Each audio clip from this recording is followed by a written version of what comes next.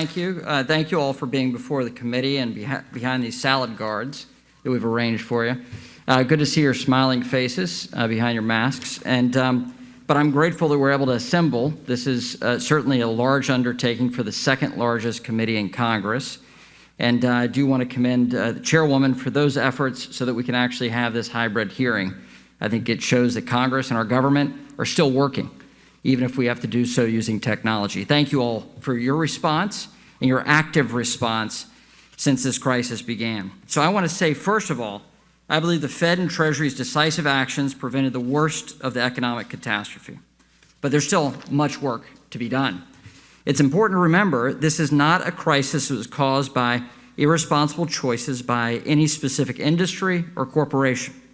What we've seen is the impact of a voluntary shutdown of our economy and an effort to save lives.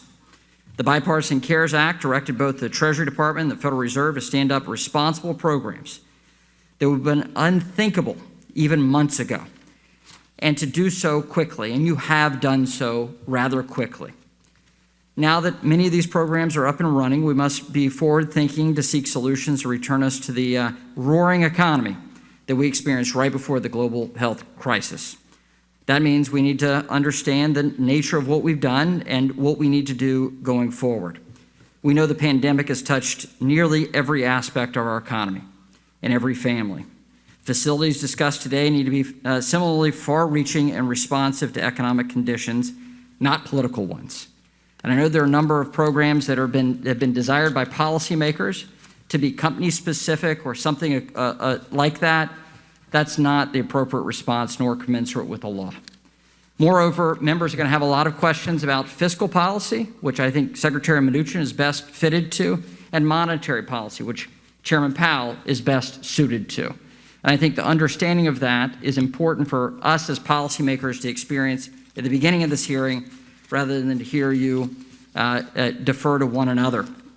Our role in Congress is to assess the effectiveness of existing programs, determine the goals for additional relief programs, and identify the appropriate entity to provide that relief. That's our role.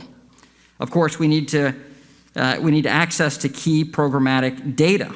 And so I want to commend Secretary Mnuchin for coming forward with the type of oversight material in a massive, unprecedented way, with the type of loan level data that we requested in Congress, and to provide that in a transparent way. The thousands of pages of documents that you and your team have assembled for just this committee alone is staggering in such a short period of time. So I hope my colleagues will use this data appropriately so that we can assess these programs and make sure they're working.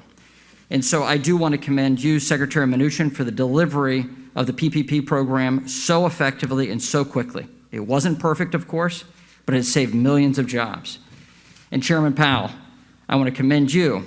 You've made your word good in terms of action, and that builds confidence in the institution of the Federal Reserve, that your words actually are as good as action by the Federal Reserve. So thank you for following through on your word and your commitment.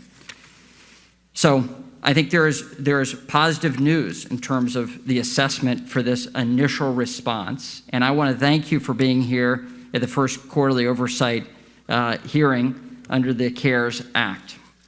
Madam Chair, on a personal note, I would like to welcome back our friend and colleague, the ranking member of the Oversight Subcommittee, Andy Barr, from his family concerns he's been attending to. So thank you, Andy. We welcome you back.